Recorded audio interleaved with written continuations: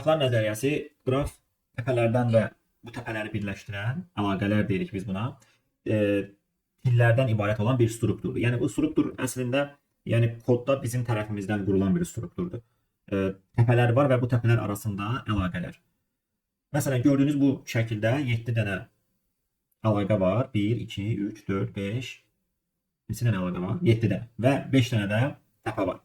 Ümumiyyətlə struktur elədir ki, burada söhbət şəbəkə kimi, şəhərlər və yollar kimi məsələ tiplərində adətən qraflar tətbiq olunur. Yəni məsələnin əslində qoyuluşundan bilinir ki, bir çox hallarda bu qraf sualıdır.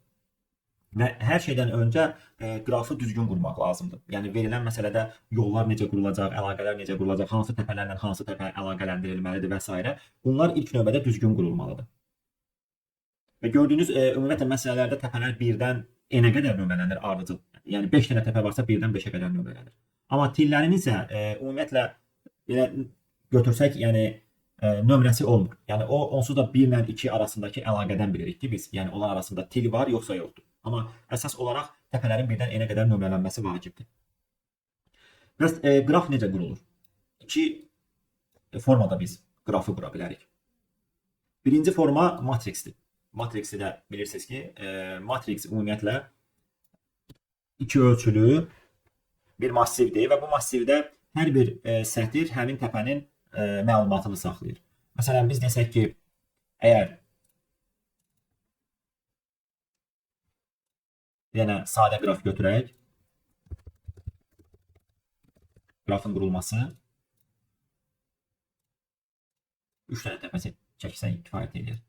1, 2, 3. Bunlara nömrə verək. 1, 2, 3 və aralarında əlaqələri çəkək. 1 ilə 2 arasında əlaqə var. 2 ilə də 3 arasında əlaqə var. Bunun biz matriksini qurmaq istəsək, matriks 0-1-lərdən ibarət olan 0 əlaqənin olmadığını, 1 isə əlaqənin olduğunu bildirir. Onda bizə lazımdır 3-ün 3-ə matriks. Biz buna qonşuluq matriksi deyirik.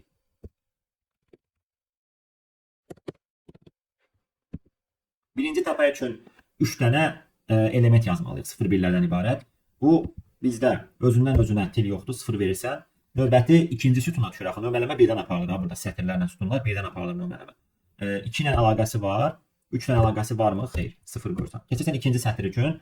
2-nin 1 və 3 ilə əlaqəsi var. 1, 0, 1 yazırsan. 3-ün sadəcə 2 ilə əlaqəsi var. 0, 1, 0. Aydın o bura qədər. 2-nin 1 ilə 3-ün əlaqəsi yoxdur. 1 ilə 3-ün əlaqəsi yoxdur. 1 ilə, yox, birbaşa til yoxdur da, birbaşa til. Bu birbaşa tilləri bildirir. Birbaşa əlaqələri bildirir. Aydın oldu. Sualı olan var mı?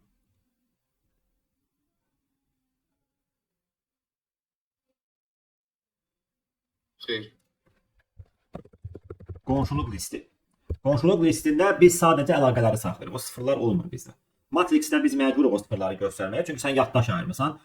Bir olan yerlər əlaqələri bildirəcək. Deməli, qalan yerlər sıfırlarla dolmalıdır. Yəni, əslində biz burada n kvadratı qədər memory istifadə edirik.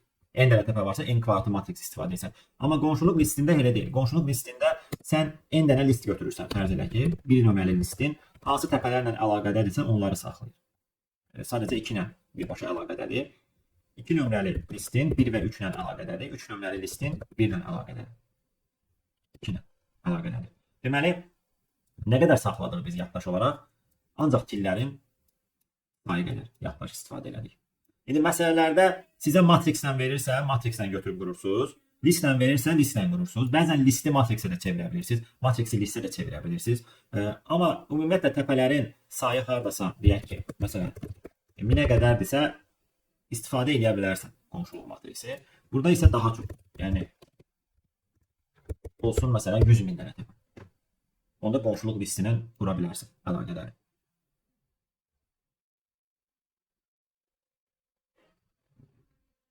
İndi gəlirik bunun kod hissəsinə. Kodda biz matriksi onsuz da bilirik.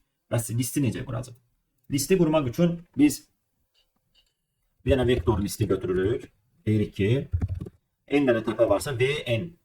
Elə bilin ki, n dənə vektor təyin edirsən. Əslində plus 1 edirsən bunu, çünki sən birdən nömrələyirsən hər bir təpəni. Onda bu deməkdir ki, V1-in birin əlaqədə olduğu təpələri saxlayacaq. V2 2-nin əlaqədə olduğu təpələri saxlayacaq. Və bu şəkildə hər bir təpə üçün ayrıca list götürmüş olur. Düzdürmü? Əslində bu qonşuluq matriksinə bənzəyir. Sadəcə olaraq fərqi odur ki, vektorun hər birinin ölçüsü müxtəlif ola bilər. Amma matriksdə sən məcbursan bunu axıra qədər doldurasan. Hamısının ölçüsü eyni. Burada hər bir vektorun, hər bir listin, sətrin. Vektorda isə nə qədər push edirsənsə o qədər yaddaş ayırırsan. Və bunu bəzən belə də yazırlar. Bu yazılış hissəsi var ha. Bunu bəzən yazırlar ki, vektor içərisində də vektor verir. Elə bilin ki, iki ölçülü vektor verirsən. Necə ki, massiv var, iki ölçülü massiv var. Vektor, iki ölçülü vektor. Burada daha ölçü vermirsən. Çünki sən artıq iç-içə vektor götürmüsənsə, buna gərək yoxdur. Amma sən vektoru resize eləməlisən bunu. N plus 1. Bu deməkdir ki, sən öncədən n dənə yer ayırırsan. Vektor ayırırsan n dənə. Bu vektorun içərisində n dənə yer ayırırsan. O n dənə nə deməkdir? N dənə vektorun deməkdir. Bunda buna gərək qalmır. Yəni kiməsə bu rahat gələ bilər, kiməsə bu fərqi yoxdur. Yəni belə baxanda, yəni onsuz da burada da sən girişdə verilən təpələrin sayı qədər yaddaş istifadə edirsən. Burada da sadəcə struktur olaraq bunlar fərqlidir. Bu iç-içə vektordur, bu vektor n dənə vektordur. Bu n dənə vektor deməkdir, amma bu iç-içə vektor deməkdir. Bəli. Tək bir ölçülü vektordan necə eləyirik? Hər dəfə təzə vektor yaradırıq, yoxsa?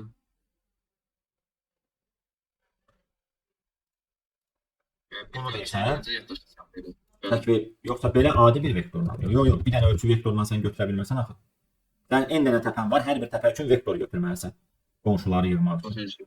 İndi o qonşuları biz necə yığırıq? Məsələn, tutaq ki, sən deyirsən ki, 1-dən 2-dən əlaqəsi var, V1-ə pushback edirsən 2-ni.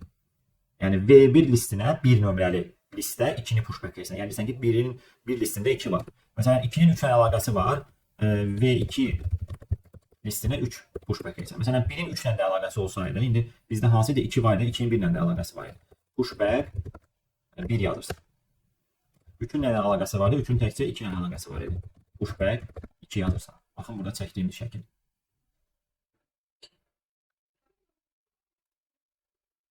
Belə təyin eləsəniz resize-a ehtiyac yoxdur, amma belə təyin eləsənsə resize eləməlisiniz mütləq.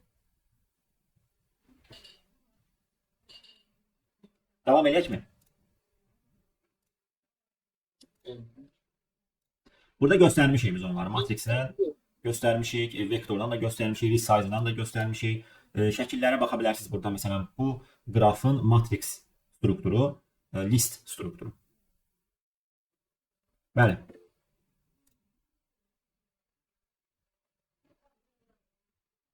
Bunlar fərqli strukturlardır. Daha sən ümumiyyətlə vektor int v n plus 1 yazırsansa, sən bir dənə siyahı təyin eləmirsən. İçərisində n plus 1 dənə yer ayırmısan və hamısını sıfırlarla doldurmuşsan da.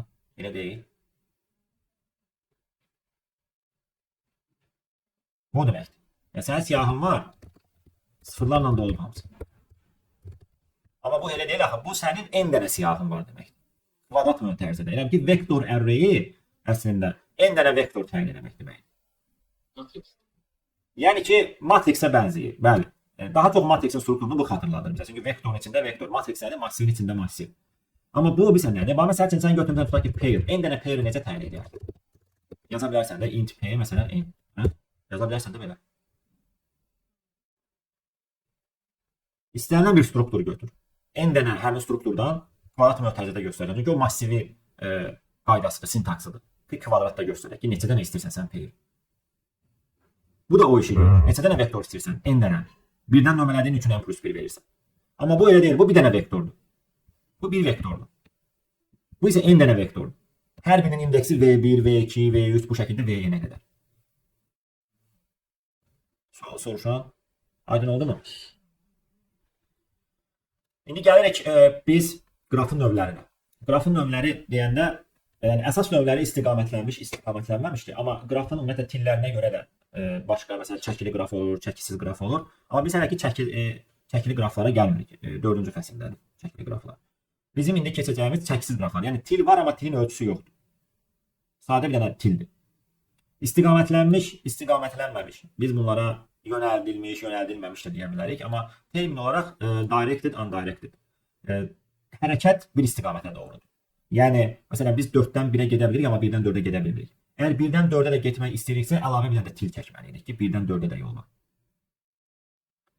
Amma istiqamətlənməmiş qrafda hər iki tərəfə getmək mümkündür. Yəni, tilin istiqaməti olmur. Yəni, sən istənilən bir təpədən hansısa bir təpəyə gedib çıxa bilirsənsə, o təpədən ora qayıda da bilirsən. Həmin yolla. Bu istiqamətlənməmiş qrafdır.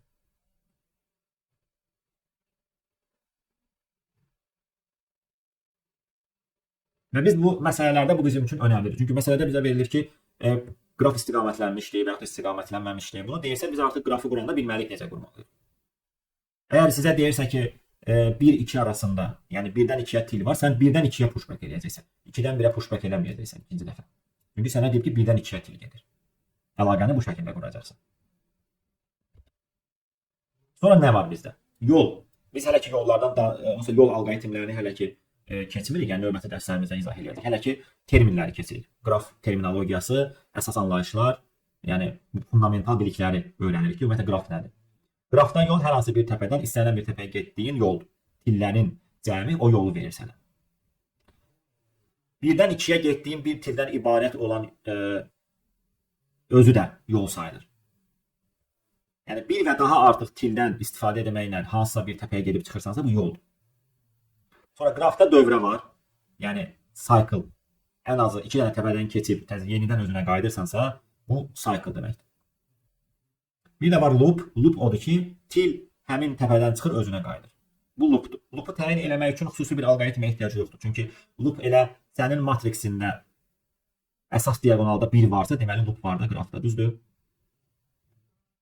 Özündən özünə olan tildir də o. Diagonalda 1 varsa. Amma cycle-ı tapmaq üçün xüsusi alqoritmlər tətbiq olunur.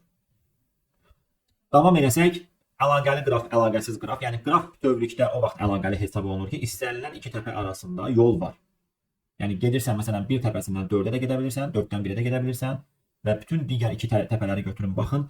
Yol varsa deməli bu əlaqəlidir. Əlaqəli olmayan qrafda komponentlər deyirik biz buna. Məsələn bir dənə ayrıca komponent olur, bir dənə başqa bir komponent. Yəni o komponentdən bu komponentə yol olmur. Bu disconnected qraf. Yəni burada qraf connected deyil.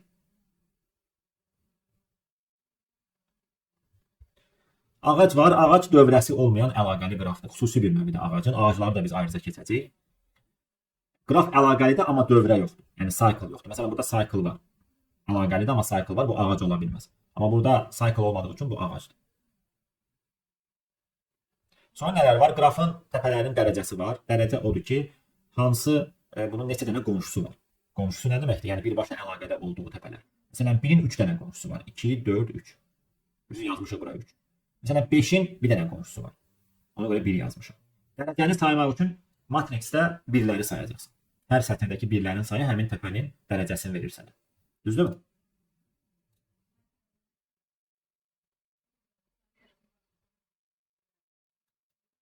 Sualı olan var mı? Bəs istiqamətlənmiş qrafda necə dərəcəni ölçülür? İstiqamətlənmiş qrafda dərəcə in degree, out degree olaraq iki hissəyə bölünür. Giriş dərəcəsi, çıxış dərəcəsi adlandırırıq biz bunu. Və artıq burada biz deyirik ki, məsələn 2 parametr, həmin təpənin 2 parametri var. Birinci parametri onun girişini bildirir, ikinci parametri çıxışını bildirir. Məsələn bir nömrəli təpədə 3 dənə çıxış var, amma giriş yoxdur. 0 girişidir, 3 çıxışıdır bunun. Məsələn 2 nömrəli təpədən bir dənə çıxış var, 2 dənə giriş var, bir dənə çıxış var. Deməli 2 girişi var, 1 çıxışı var. Biz bu şəkildə sayırıq artıq. Giriş çıxışı ayırırıq. Elə bil ki, dərəcəni 2 hissəyə bölürük. Giriş dərəcəsi, çıxış dərəcəsi. İkisindən də istifadə olunur. Yəni bu terminlər ikisində də lazımdır bizə.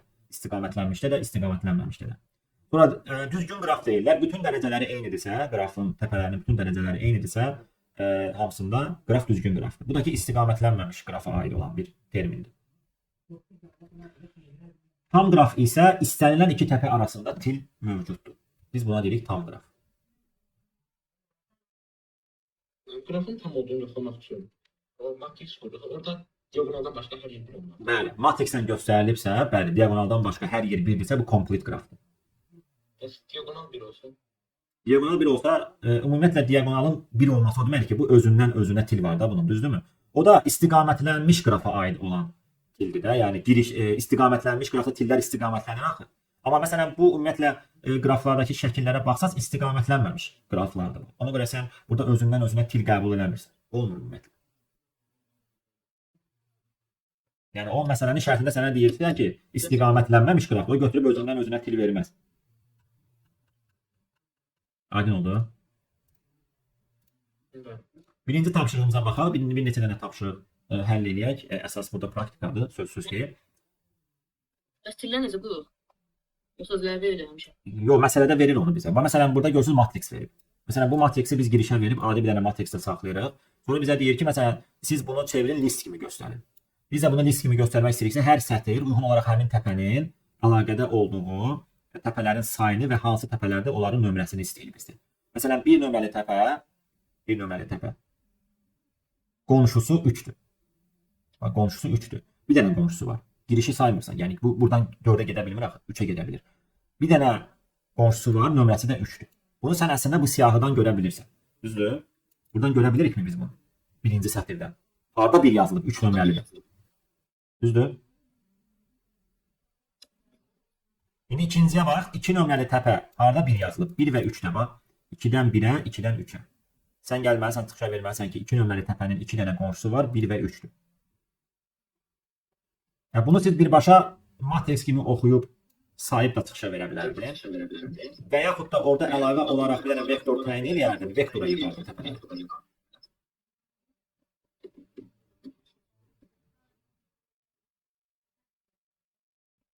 İmplement eləmək istəsək və mikrofonu bağlı saxlayaq.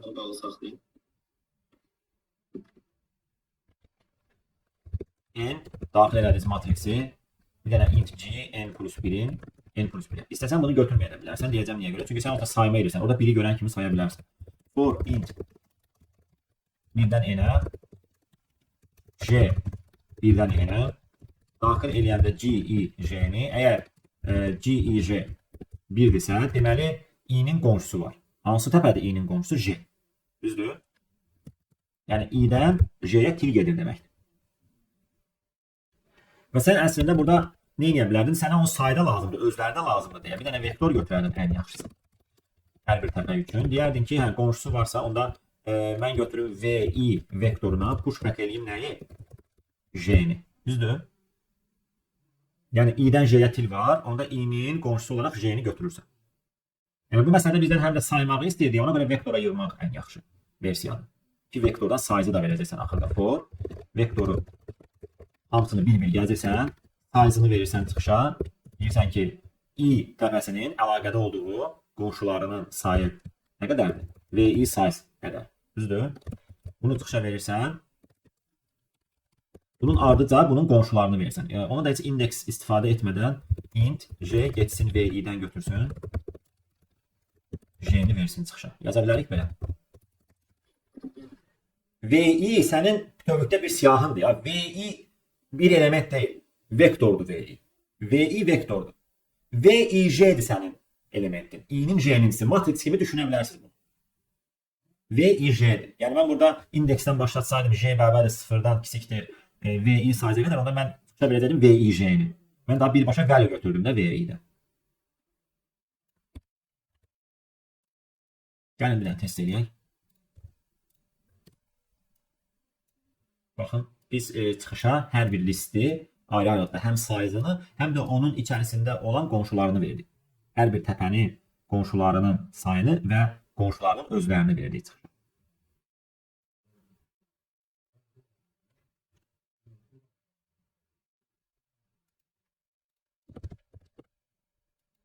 Hə, burada bayaq demək istədim ki, məsələn buna gərək yoxdur. Bunu sən sonradan istifadə eləmirsən ki, düzdür?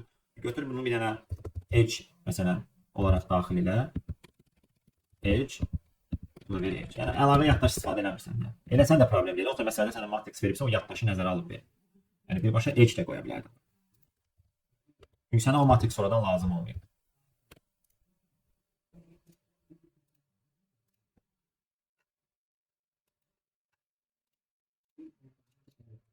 Məsələn, A.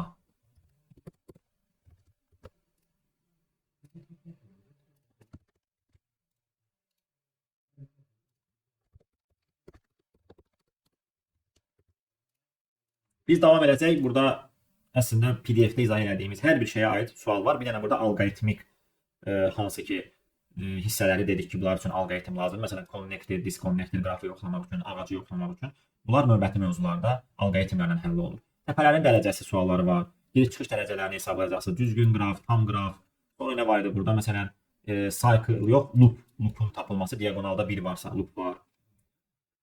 Başqa sənə deyə bilər ki, qraf istiqamətlənmişdi, yoxsa istiqamətlənməmişdi. Yəni burada bütün məsələləri açsanız, yəni məsələnin əslində şərtində sənə deyir. İndi burada bu əvvəlkindən əslində oxşar versiyasıdır, amma tilləri birbaşa çıxışa verir. Sən daha götürüb orada hər biri üçün list qurmursan. Hər da 1 var, götürüb o biri çıxışa verə bilərsən. Harda 1 görürsən, IJ, I nömrəli təpənin J nömrəli təpələ əlaqəsi var. Götürsən, həmin IJ-ləri çıxışa verirsən. Yəni əslində bu məsələdə H1-dirsə, biz nə verməliyik? Cout IJ verməliydik də, düzdür? Belə mi olacaq? Hansı ardıcıllıqdan istəyir? Birinci təpəyə görə, sonra ikinci təpəyə görə. Biz bunları pair eləyib sort eləməyimizə gərək varmı? Sizcə? Yoxsa biz onsuz da ardıcıl tapırıq? Matrixdə ardıcıl tapırıq. Sətir gəlir yaxın. Sətir gəzirsənsə, sən birinci 1-2-ni tapırsan. Sonra 2-3-ü tapırsan. Sonra 3-1-i, sonra 3-2-ni. Düzdür? Artan sırayla tapırıq da biz. Bu dövrlərə fikir verin. Yəni bu dövrlər artan sırayla qurulub. Ona görə edge 1-dir, bir IJ-ni çıxışa verə bilərsiniz. Olar yazmaq belə. Əgər xüsusi bir sıralama qaydası desəydi, pair kimi yığardın o IJ-ləri, sonra lazım qaydada sıralaya bilərdin.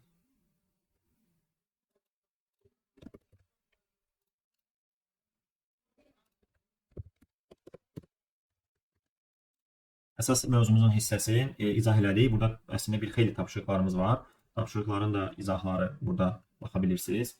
Mən hamısı qraf. Necə? Fikirləşmə məsələsi. Var orada düşündürücü məsələlər var sözsüz ki. Yəni əsas qraf introduction'dır. Yəni xüsusi alqoritmlər yox, daha çox implementasiya tipli məsələlərdir də, yəni qraflar nəzəriyyəsi. Recordingi dayandırıram.